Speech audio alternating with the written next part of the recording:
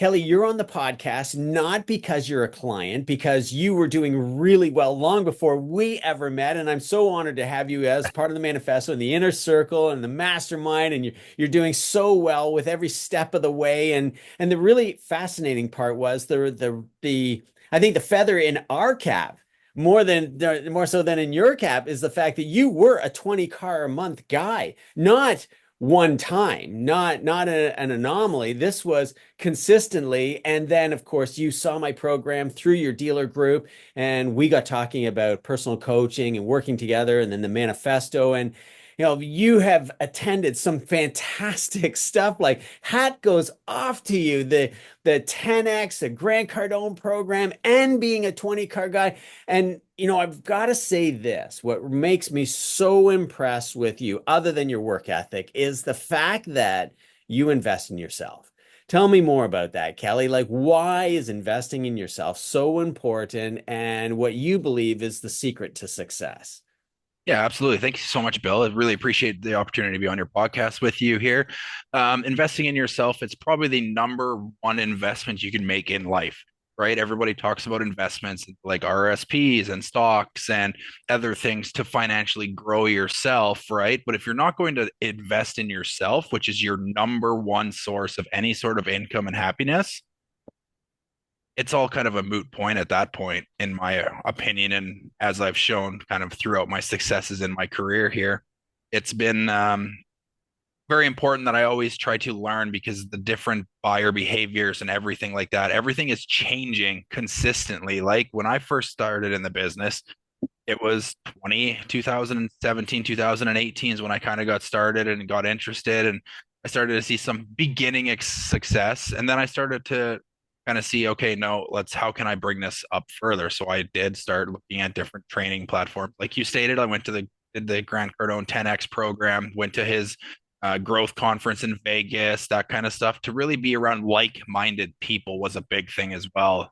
And that's kind of how I started to slowly see that. And then out of nowhere, in my dealer group, we had you come in with this program, and this program really just kind of, when we first kind of, the very first time we met, the first day, it was one of those things where it was just kind of eye-opening for me, and how it made total sense of how the auto sales industry has kind of gone, and buyer behavior has changed, but the process has not, right? Like that's the biggest part that people are failing to realize nowadays, is that the buyer behavior is changing. Things are a lot more accessible. They're coming in with way more information than they ever had before, right?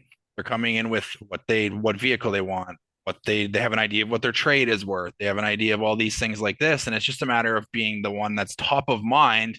And to do that is to follow a certain process and everything like that, which is what this program has definitely helped me grow and learn the kind of the back end things with social media posts, the repeat and referral business and everything like that.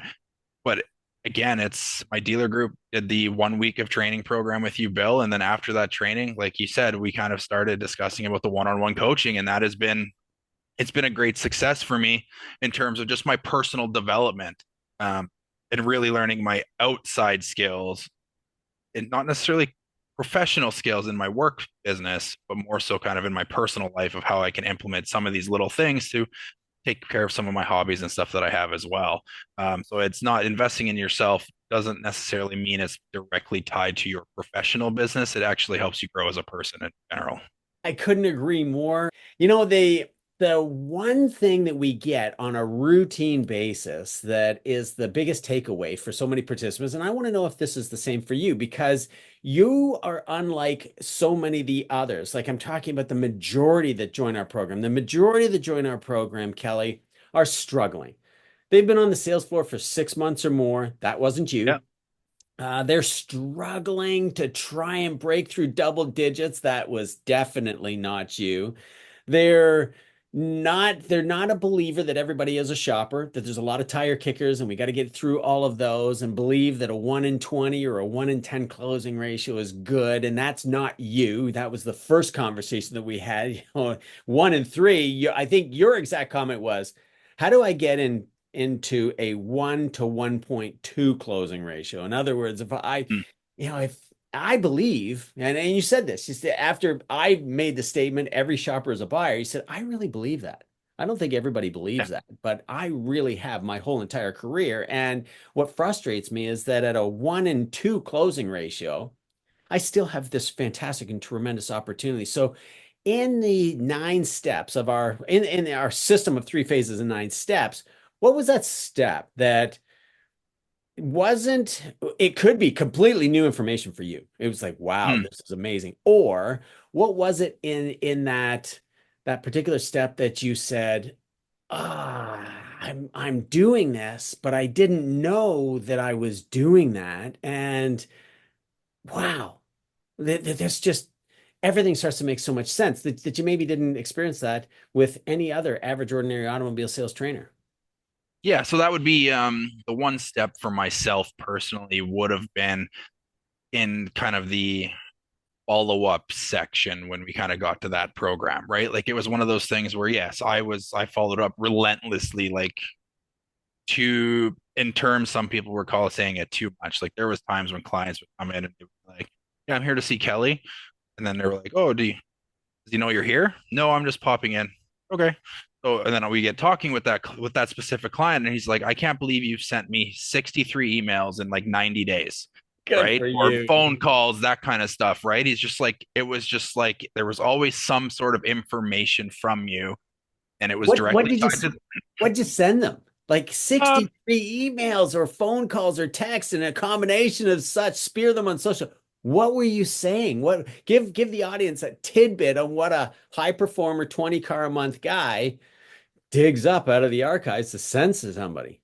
like over that kind of 2 to 3 month period, like they were specifically inquiring about a used vehicle. And as we know in this business, used vehicles come and go very, very quickly because everybody's looking to get into something that's a little bit price affordable stuff with, especially with the flexible finance options that are available now to them.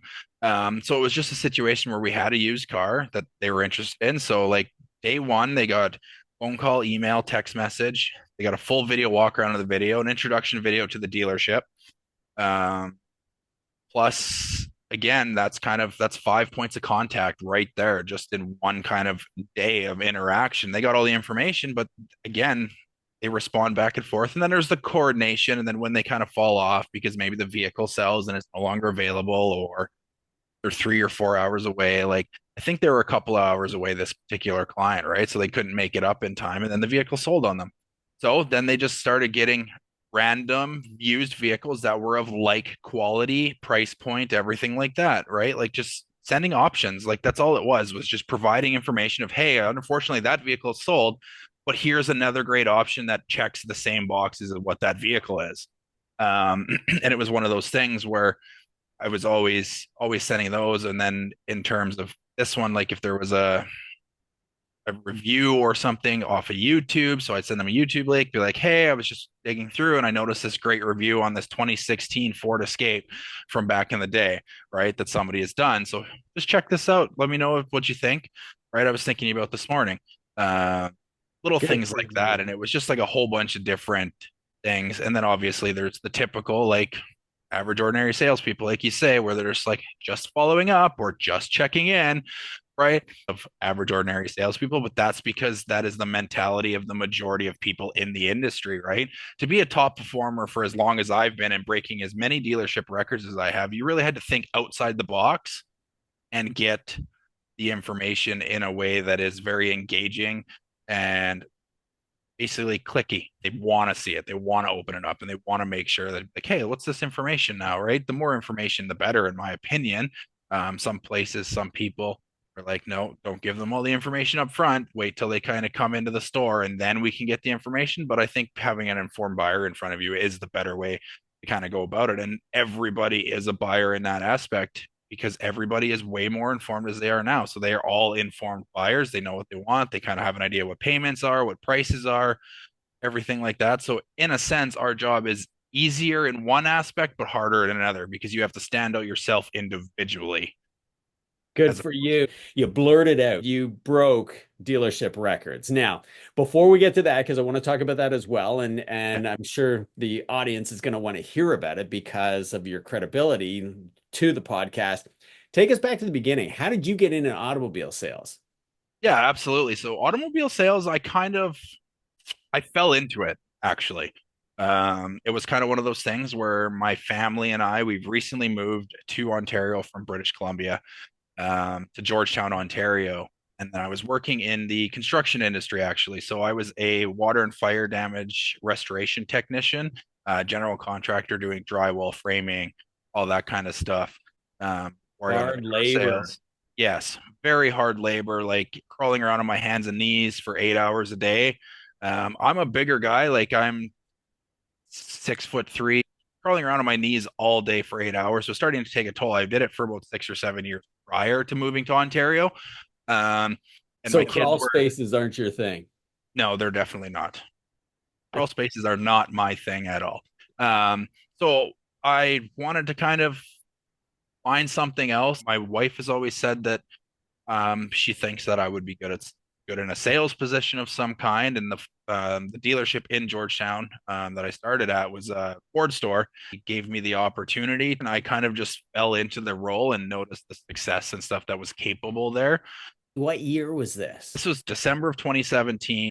What kind of training did you get when you finally went through those three interviews? What did they tell you? How did they prepare you, positioned you to have success in the industry at that point in time? Nothing, next to no training. Right? You're kidding. They showed me how the programs work. They were really big on like cutting payments, right? So basically, you'd have everything written down on a piece of paper. Here's your biweekly payment. Let's just say it's $400 biweekly, for example, right? And it was just a matter of like talking back and forth to them. And if they were kind of about like, nah, that's not really work it. And then you'd basically cross off the payment number, and then you would just put a new payment underneath it that was $3 less every 2 weeks.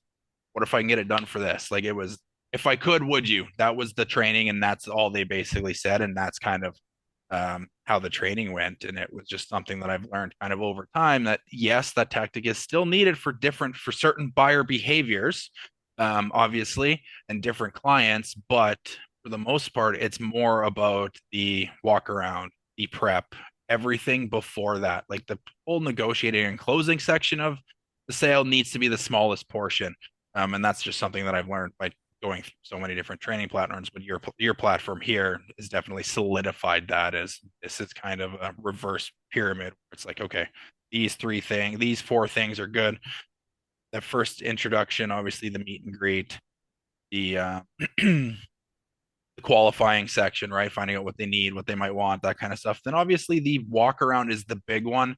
But to get them excited, tell them stories of how that vehicle is going to fit within their lifestyle and how it's going to benefit them, and get them really engaged and active, and get them to try out the different things, right? Like the F-150, for example, has the tailgate step. Like when you first pop that tailgate step, somebody who doesn't have one, they're like, oh, that's super cool. I was like, yeah, wouldn't you think, like jumping in and out, say you're at the cottage, you need to unload a whole bunch of stuff, and you just get up and down super, super easily. Why don't you give it a try? Like get them involved and stuff. And that was a big portion of that. And then everything kind of slowly went down, right? If they love the vehicle, they like you. Price is never the problem. Absolutely, 100%. It's we're going to come back to your dealership record thing. I haven't forgotten about that. I really want everyone to know how well you did, but the lifestyle that you have woven into your product presentation is so fantastic, right? Telling that story. There's lots of manufacturers that have a step bumper. The step bumper is nothing new. Step bumper goes back to 80s where the license plate is, but now the steps are in the corners. And there's the hydraulic assist step that you can get in some vehicles with that corner Yeah. step. I'm thinking Land Rover particularly. And if you're taking a Land Rover and on trade, that's the first thing you look for. It's generally seized, so don't step on it too hard, right? Mm-hmm. Where the F-150, that step assist integrated right into the tailgate. Yeah. I've never seen one seized. Has anyone ever seized up? Not to mention the assist handle, right? And Yeah. where you can paint that picture of how easy it is to get something that's in the back of the truck that is slid forward underneath the tonneau, which they'd have to open the tonneau in order to be able to get at. Yeah. But the step, have you ever had one of those seize up that it just didn't work? Not the actual step. Some of them will get a little bit sticky over time, like if they're 5 or 6 or 7 years old. But I've never seen them kind of seize up entirely, right? Because again, they've implemented them so well in terms of how the step works, right? They brought it back, I think it was like 2012 or 2013 as they first introduced it, and the support handle that comes up was on the top of the tailgate. Well, after 2015, they put everything inside the tailgate. So you had a really clean, flat tailgate cover, which was a big concern with the F-150 buyers at the time. And truck buyers are like, well, this handle's in my way when I'm trying to get anything in and out of the truck. Um, so they really integrated that very nicely, and it's all tucked inside of the tailgate. Again, sometimes when stuff would come misaligned, that kind of thing. But from my experience, I haven't had any issues whatsoever. And they're really active buyers, right? At the end of the day, they're going to be putting long, awkward, potentially heavy items Yep. in there. I would think dirt bikes are probably the easiest and bicycles because they're rolling wheels, but a snowmobile would certainly drag over that handle. So integrating in the tailgate, giving it that smooth finish is the presentation, isn't it? It's not so Mhm. much, hey, do you like to snowmobile and get caught on a rabbit hole of a conversation, Yeah. or it's not so much, this vehicle can carry a snowmobile. The client knows that stuff, but when you put it in a story like you did, and just drop the hint, they may not snowmobile. They Mm. may be anti-snowmobile. They may love alpine skiing or cross-country Yeah. skiing or going to Florida, but I think they can get the message that conjures up in their mind. Yeah, that is a smooth finish, even with the benefit of having the assist, and in terms of a handle to grab a hold of. Yeah, that is ingenious. This is why I want the F-150 over the competitive brands that are up against it. Now, we glazed over. Take us back to the first time you broke the record. First time you broke the dealership record. How many years had you been selling up to this point? What was the training like leading up to that? Because you weren't with us at this point in time. No. Tell everybody what it was like to grind it out, to really have to figure it out all on your own. Yeah, again, it was one of those things where like I had to invest in or training, like in sales training myself, and that's kind of when I was most successful is when I had taken the time out of my own personal time. Like when I was at the office, I did stuff at the office, and that's what I did. And then I did all the training afterwards. Like I lived, breathed, and ate anything to do with sales. It was podcasts in the car on my way home. It was YouTube videos in the evening when I was going to bed. It was like little things like that. There's tons of free training that is available out there, but there's nothing better than paying for a program to get dedicated setup and scheduling in terms of here's the process and here's how you should probably look at it. Read lots of books, that kind of stuff. And it was one of those things where the moment was that the training was working out is when, yeah, I broke the single most vehicles sold in 1 month. The first time, Good for you. that was at 35 vehicles, right? At our particular location, in one How month. many And days in the then, month to work? 35, I would have been, it would have been right close to month end. I think I closed a couple more right at the end of the month. I think it was 31 or 32, kind of 3 or 4 days left. And then got the final push in there. Plus, don't have a dealer delivery coordinator, right? So I'm You're doing doing all it my all. own. I'm doing it all. Delivery setup, making sure everything's clean, ready to go, putting plates on the vehicle, gassing everything up, making sure everything is perfect. So like not only am I taking care of the sales side of things, where some of the larger stores who do put up those numbers, they have an assistant or they have a delivery coordinator who's making sure the plates are on, the vehicle's gassed up, or porters or lot attendants that are doing all that kind of stuff for people. Our particular store did not have any of that stuff. So it was really one of those things where it was just really busy all the time, had next to no time for kind of anything. Um, and that was kind of the first time I broke the record. And then I broke it again, I think about the next month or a couple months later. I ended up selling 46 units out of the store. Wow, good for um, you. it bottomed out, obviously. Again, there's stuff you can't control, like non-approvals, that kind of stuff. So it ended up being around 43, I think, after kind of the end of the month, once everything kind of filtered its way down. And that was a really big month. And it was one of those things where everybody was like, oh, who is this guy? What is he doing? How can he like benefit everybody else? And it was something that I really pride myself in, is being able to kind of do that. Not only was that the record for that particular store, it was also the record for the dealer by an Great. individual person, right? As well, with that entire program, there was also another one where I broke the highest gross revenue in the sales department by a singular person as well, right? And most deliveries, like like every single aspect of a salesperson, figures and stuff that you need, like metrics they look at, number of vehicles sold, delivered, gross profit, back end profit, like everything like that. I've broken every last single one Good at the for particular you. store I was at. So it, So leading up to the 30s, when I yeah. say to people, and so many of my ads do, so much of which I pitch, the system will provide for individuals sell 10, 20, and 30 vehicles per month Mm, with the ability to go even higher than that. And I've got lots of testimonies and proof of that. Glenn and Joe are high performers just like yourself. When you get to those 30 car months, what yeah. happens to average ordinary automobile salespeople that don't have a system to follow? They start to kind of, I don't even know how to put that into words, Bill, to be honest. It's one of those things where they getting to 30 people, they get like if somebody who's an average ordinary salesperson without the processes and stuff in place, getting once they get to that, they're going to be very overwhelmed and they're going to fall off for sure. There's something that's going to be lacking. And typically what happens is the customer experience goes down. That's the number, that's the first thing that goes. It's not necessarily the organization of deliveries being ready, this, but they just feel so busy that they can't provide the excellent service that got the clients in through the door to begin with. That's what my experience has been.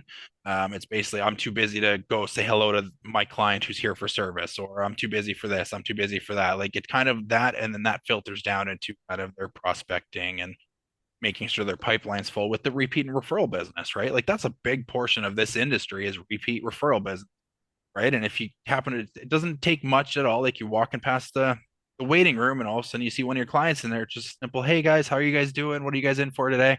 Awesome. Well, it's great to see you. Thank you so much for your continued business here, right? And you just carry on. Like it's a simple 2 second thing, but that 2 second thing that seems really small to you is actually monstrous for the client. They really feel like they are the only person in the store at that point, right? Especially if you are running around super busy trying to figure everything out. Uh, Yeah, then, 100%. then they're like, oh, he's taking 2 seconds to say hello. I appreciate that, right? And that's And kind of is it really a courtesy that you're stopping in and saying hello? Or is it the fact that you know full well, if I'm not top of mind when they think of purchasing, when they hear a noise, a creak, a groan, a rattle in the current vehicle they're driving, when a coworker, a colleague, a neighbor, a family member says, hey, look, I think I need to replace my vehicle, if you aren't top of mind, then how do you get to 30, 40, and 50 vehicles per month without having that word of mouth, totally organic advertising mm, structure? And it's not just a plan, it's a structure that just seeing them in the service department, Kelly, I'm absolutely certain. I know how you work. I know how organized and structured and coordinated you are. That's just one touch point. What are some of the other touch points that you do that capitalize on that top of mind? Because, as you say, repeat and referral business is a whole lot easier to sell than the stranger who walks in the showroom influenced by advertising. How do you keep yourself top of mind with your clients? yeah, again, it's as simple as that. Like that simple conversation at the service department. That's one touch point, right? There was lots of times where if I hadn't seen somebody in service for a long time either, I'd be like, what's going on? Like, so it's just a simple like we have these wonderful things now called cell phones, right? They're super easy to get a hold of people on, or most CRM programs out there have a texting capability, right? And then if there was something last time you saw them that they were doing, how was your X trip or how was your this? Like make sure it's not just a generic, hey, salesman breath, as I would say. It's more of a, hey, how was this? I haven't seen you for a little bit. I just want to check in, see how things are going. And it's not so much about the vehicle itself, it's more so just about their family and that kind of stuff. And that was a big portion for me is trying to get more involved in their personal life because then they're like, hey, you know what? Next time they're talking to X family member, and if they are talking to somebody at that point, they get a text message. Maybe they happen to be talking to somebody who might need to replace their car and they get this text message like, oh, that's really nice. Right. And they might be like, I'm going to give your information forward. And right. It's just a matter of making sure that you're just as simple as that. It's just little tiny touch points that are personalized to that specific client as best as you can. Obviously, there's email chains and sequences, stuff like that that you can do, get set up automatically, but you don't want to come across as just too much of the same information over and over and over and over. Absolutely. Couldn't agree more. Now, we need to come back to your 30 car month, then the 40 car month right afterwards, and then whatever the volume was after that. What I see happen, and maybe this happened in the two stores that you've worked in, is somebody has a big spike like that and falls off right afterwards. And for Hmm. you, that didn't happen. And this is magnificent, wonderful, because it's the flywheel that we talk about, right? That Yep. it gets spinning and then leveraging that top of mind perspective so that it can spin more and faster because word of mouth advertising hasn't changed one bit. That's still the cheapest, the best way for us to Mhm. get our message out and attract hungry, anxious buyers. I mean, really, that's the secret to this whole business. The tire kickers that we have that are drawn in by advertisements, and quite frankly, really, really awesome advertisements, right? The offer is just ridiculously low and super fantastic. And why wouldn't somebody pounce on that? So, Yeah. when it comes to what you did, that record breaking month, followed by a subsequent record breaking month, how do you keep that momentum going? What did you do? How did you prepare yourself daily? From now going through our system of three phases and nine steps, what are the pieces that you pulled out now that makes you so calm and be able to fit me into your crazy busy schedule like right now, an hour for a podcast? Because when we first discussed this, you were like, I don't know if I can talk for an hour, Bill. And I'm not sure I don't know I can talk for an hour because I think Yeah. you can, Kelly. It's like, Bill, I don't know if I have an hour for you. How do you keep yourself organized and that momentum always operating in that high achievement level? Yeah, absolutely. So you really have to utilize the systems and programs and technology that is available to you. It's as simple as that, right? You have to utilize that and leverage that. It's one of those things where if you don't, you can get overwhelmed because if you're back to writing everything down on paper and that kind of stuff and keeping track of everybody that way, well, there's systems and programs and technology out there that will allow you to pre-schedule certain emails that go out after somebody purchases a vehicle, right? You can tailor it so that it's specific to their Bronco Sport that they've just picked up and that kind of thing, and just put it in the thing, and they'll get an email consistently. You got to make sure too that you're posting on your social media platforms, which is a huge thing as well, right? And if make sure you friend all your clients and make sure everything is good that way, and then they kind of just see that you're still there. And when they pull up Facebook, it's like, oh, there's Kelly again posting some information about the new offer, and all of a sudden it's next thing you know, they're like, hey, I saw your Facebook ad or I saw your Facebook post. What's the deal? Right. And they're reaching out to you. And that's kind of the biggest thing is leveraging and make sure the technology and stuff. That's probably the biggest portion that I've taken away from the three phases, nine steps is how to leverage that better than I have ever before. Fantastic. Now, we've told everybody about your background, coming from crawling around in crawl spaces, fire and flood recovery, working in some disastrous situation. Heart goes out to all of those in Florida that are going through it right now. I think the water was 3 feet high in most houses, and I can't believe it. Those appliances, you would know better than I, just carried out to the end of the driveway, and they have the hurricane cleanup service come and pick up stoves, refrigerators. I mean, that was a fascinating conversation you shared with me. I don't think anybody is looking for that topic of conversation, but you had now these record-breaking months that you did so Yep. well and Yep. investing in yourself in order to accomplish that. But has it always been that easy? No, it has not been that easy. Take us there. Like Yeah. let's see the Again, real Kelly. yeah, it's kind of one of those things where there's highs and lows in everybody's life, everybody's business, everything in that aspect of everything. It's just one of those things where it's how you handle those situations. And when you're at the lowest point, you can't start overthinking everything, So right? what was a bad month for you? What was a really low point? Really low point would have been probably five, six deals in the month, right? After how Sometimes many deals have you done before that? the month prior probably was around a 25 or 30 car month, right? Like I was And consistently like 20 to 30 cars per month sold and averaging around 16 to 17 delivered for quite extensive period of time, right? Good for you. I've always looked at cars sold as kind of the lower level of what metrics I look at. I look at cars delivered. That's the important one because that's the one in a commissions based sales position. That's the one that matters. That's what you're getting paid on. The stuff that's burning gas over the curb and the customer's taking delivery of their vehicle. Sales are sales. They'll keep coming, they'll keep filling, and then it's just the delivery is kind of the important metric that I've always personally looked at.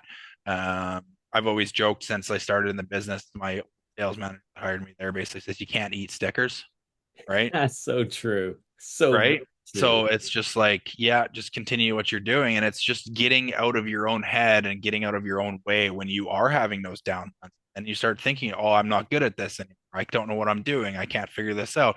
Then you start trying to reinvent the wheel. Like that was a big thing for me. So when I was down, like trying to figure all this stuff out and then letting stuff that proven track record stuff that works, leaving that off to the side and not doing it and doing something else.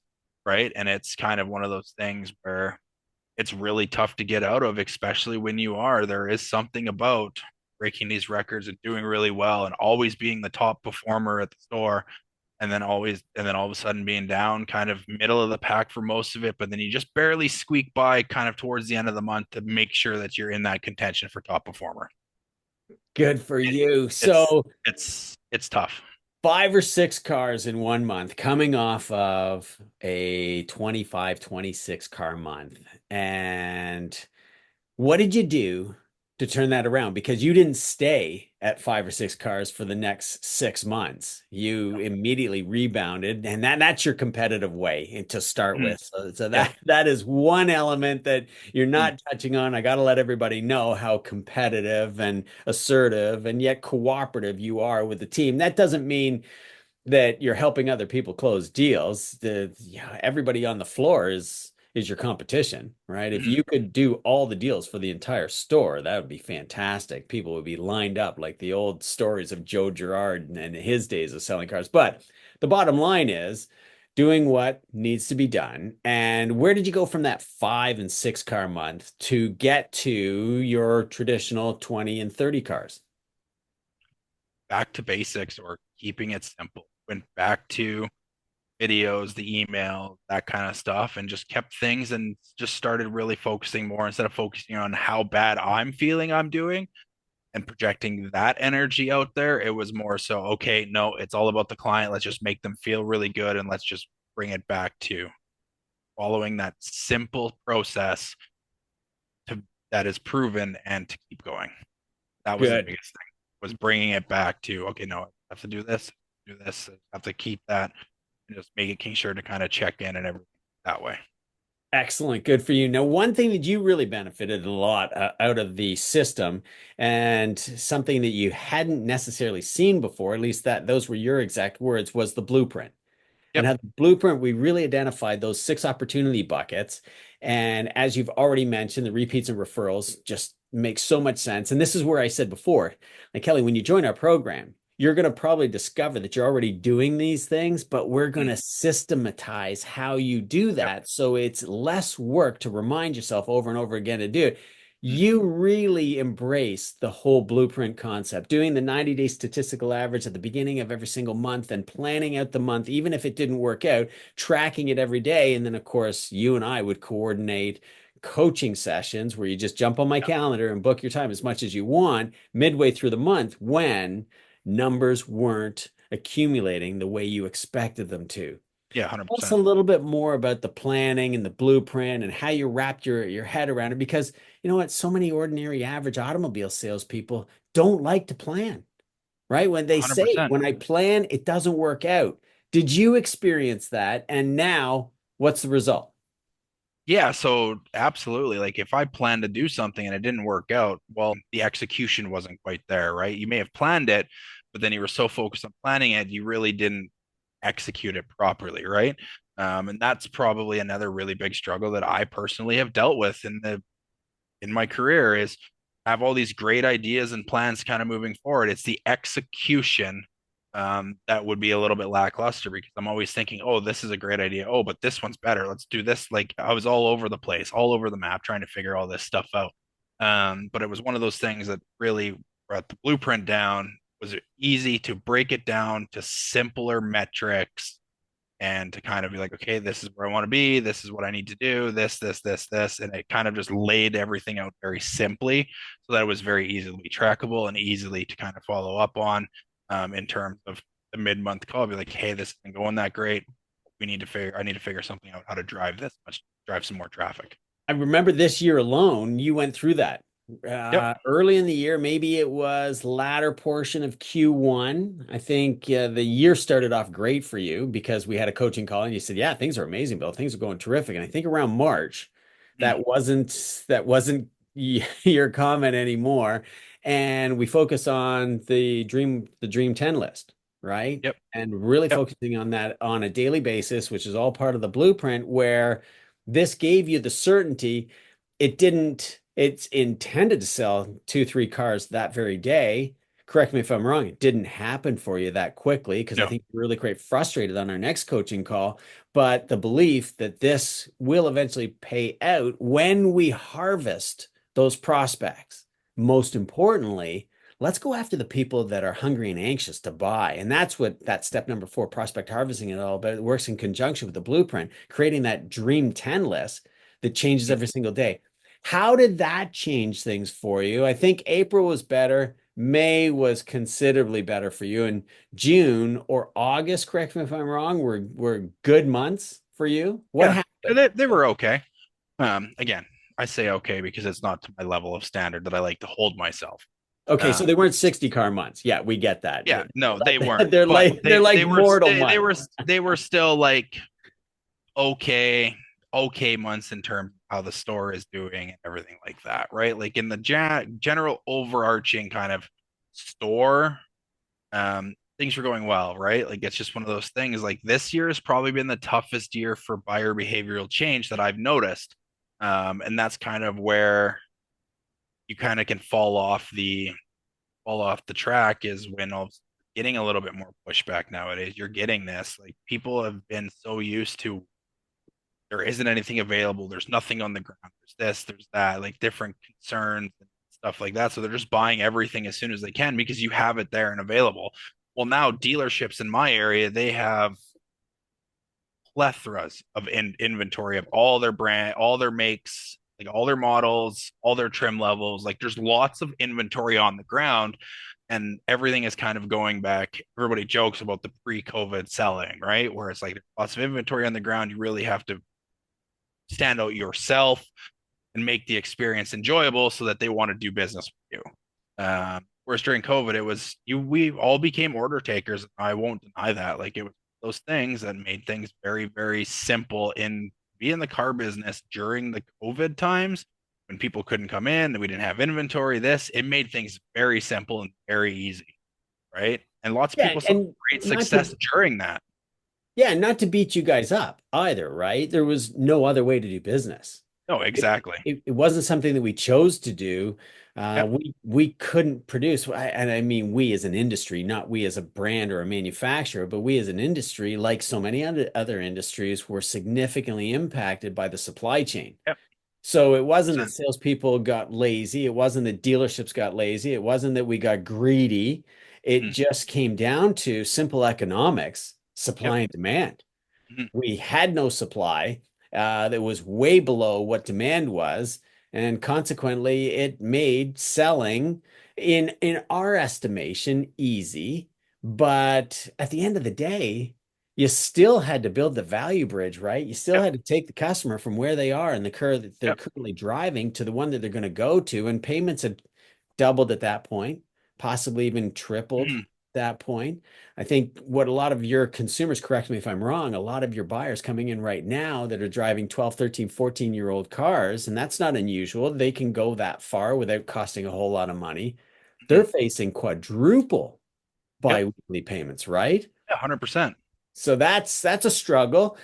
What's the advice that you would give those those that are struggling, some individuals that have been on the floor for 5, 6, 7 months, 2 years, 10 years, and really believe that they're putting in a concerted effort to break through those double digits and just can't seem to, with predictable consistency, stay in the 10 to 20 vehicles per month. What would you say that they should do?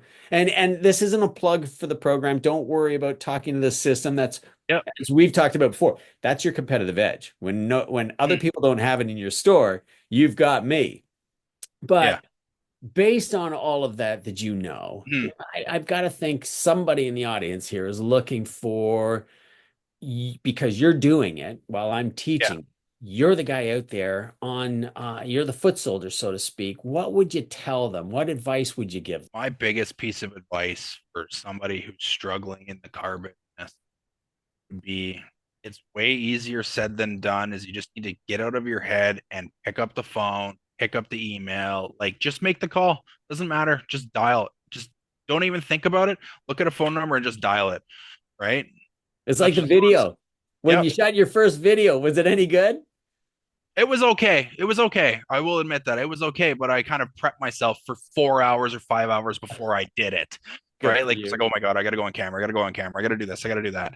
People are gonna see this. Oh, what if I sound stupid? Like all these thoughts go through my head when I'm doing these things. And then it was just a matter of I'm just gonna do it. I'm just gonna wing it. And sometimes that's the best thing that you can possibly do if you're struggling is, you know what? Press the What red I'm button. doing there, press exactly, press the button. Let's just get it done.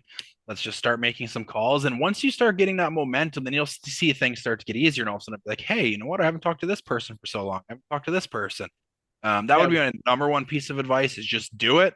My second piece of advice would be to make sure you invest in yourself. Simple as that. You want to get better. People always say iron sharpens iron. If there's say there's you're a struggling salesperson on the floor and you don't know really what to do and there's a high performer in your location, go to them and ask for help. Simple as that. Ask for help, right? good And for that's you. kind of and that's the hardest part too. When you are the high achiever and top performer and everything and you go to help, you go to find somebody to get help when you're personally struggling, you typically you'll get the response of, you know what you're doing, just go do it. You can do it. You know what you're doing. Go do this, do that, right? Like it's just like they don't actually give you any help or anything like that because they know you can do it, right? And that's a big thing that I've noticed too. Like in even in terms of salesperson and manager, like salespeople are supposed to go to their managers for assistance and help, but there's also lots of high performing salespeople out there that are smarter, better, and more qualified in the sales position than a manager, right? So if that person doesn't feel comfortable going to their next step forward to get better and ask for help, well, don't let it hold you back. You just have to kind of bite your tongue and be like, yeah, I know that I can do this better than you, but I'm not doing it better right now. I need some assistance, right? There's an intimidation factor, right? 100% there is.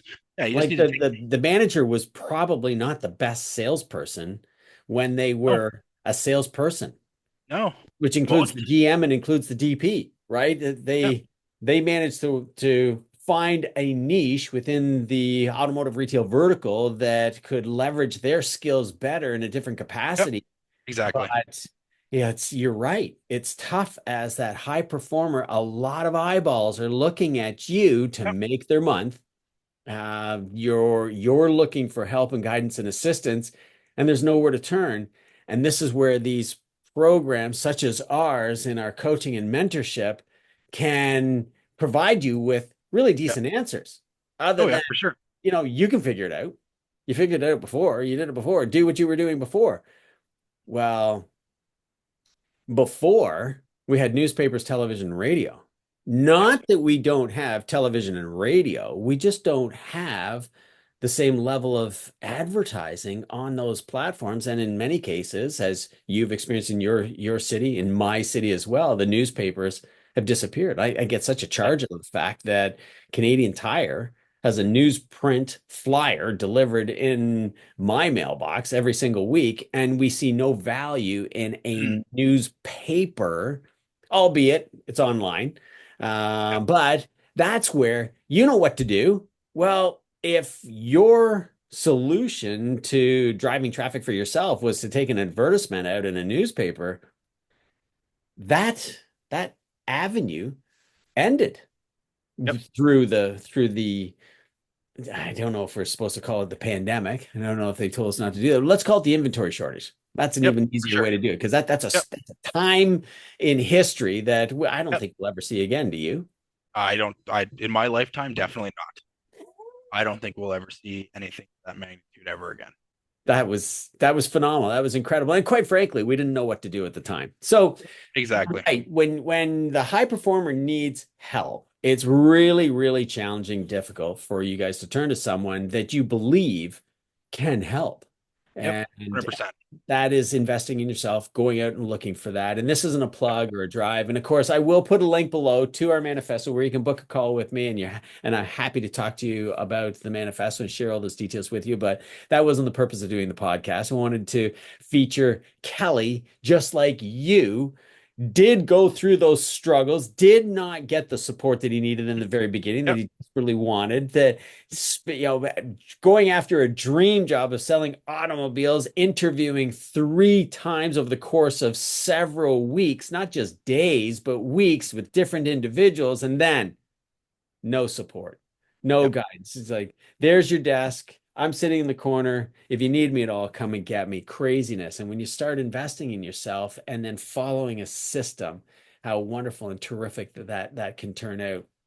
And then, of course, as you shared with us so eloquently, expect the roller coaster. However, to minimize the peaks and the valleys of that roller coaster, having a system just to Yeah. flatten it out and get to that predictable consistency is the most fun. Wouldn't you agree?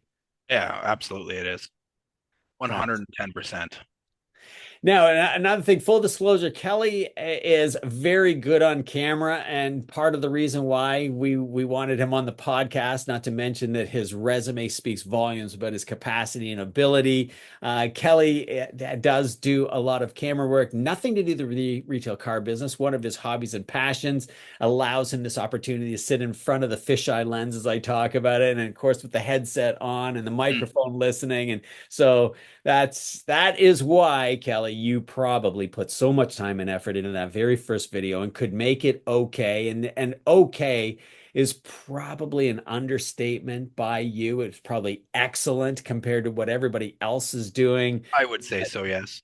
Just press that red button, and you and I have had great conversations about that. How many videos that you do, how many emails that you do. You blew my socks off with 60 email follow-ups. Like that's magnificent. And that that just reminds me of that old picture of the crane eating a frog, and it says never give up because the frog's got the his Yeah. his paws, or what do you call frogs like? What are frogs' hands called? I don't even know. I have no idea. Paws, hands, claws, hooves, I don't know. But he's got them around the crane's Yeah. neck so the crane can't swallow. Never give up. So, just one parting thought that you can leave everybody with as we wrap this all up. When it comes to fanatical follow-up that you do, unquestionably, you do a magnificent job of that on all of your social platforms, spearing customers, the email follow-up, the text message follow-up, the telephone calls, like trying it all, conventional mail. What would you suggest that everybody do when it comes to follow-up? Do you do it to the point where the client never talks to you and ghosts you again, or do you keep going after that, or do you do it for 2 days, 3 days, 5 days? What's your recommendation? My recommendation would be do it until they tell you to stop. Simple as that. Until they basically say, I've bought something somewhere else, or even if they say, I've bought something somewhere else, don't stop the follow up, just add them to a different bucket, right? Be like, oh, these people have purchased a different brand, different make. Maybe they purchased the same vehicle they were looking at with you, but from somewhere else because they may have found a better deal or whatever, the right Save color or 5 bucks. something. Exactly. Save a couple of dollars. Um, that kind of stuff. It was one of those things where just move them to a different bucket and just keep in touch, and you just never know what will come out of that, right? Like 3, 4 years down the road, all of a sudden they keep getting these emails like, hey, this is going on at XYZ store. Our service department is having a winter tire special right now. They just get all that info. They're just going to know that you are top of mind, letting them know what's going on kind of in the industry and at the times and different used off promotions and stuff. It kind of keeps them informed. And the more informed a buyer is, and as long as you're the one doing the informing, they will be calling you. Excellent. Excellent. It's that flywheel spinning, right? You're Yep. constantly pushing the Yep. flywheel. And consequently, yes, they may have purchased somewhere else. And it could be a day, a week, a month, a year, 10 years later. If your follow-up is that good, and I believe yours is, they could come in on one of those months.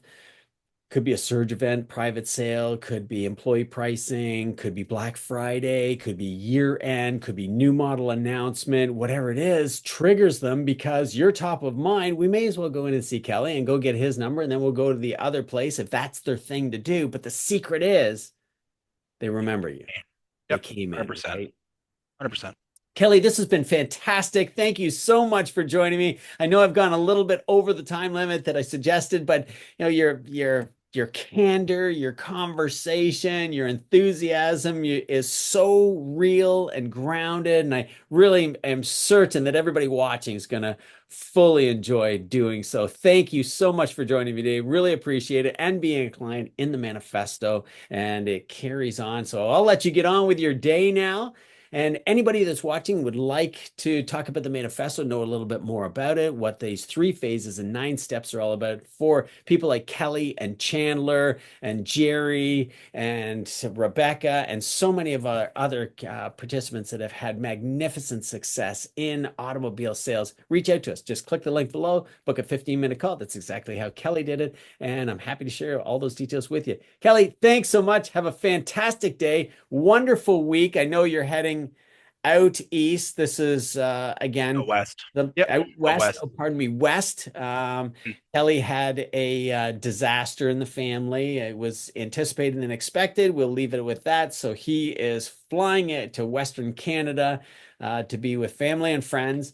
And it was just terrific that you took this time out of your day to do this podcast and inspire everybody to reach the same levels you did. Thank you. Yeah, no problem. Thank you so much, Bill, for the invite and the opportunity to be on your podcast. And I highly recommend booking that call with Bill and really learning what this manifesto is all about. Fantastic. Thanks, Kelly. Have a great day. You Bye-bye. as well. Thanks, Bill.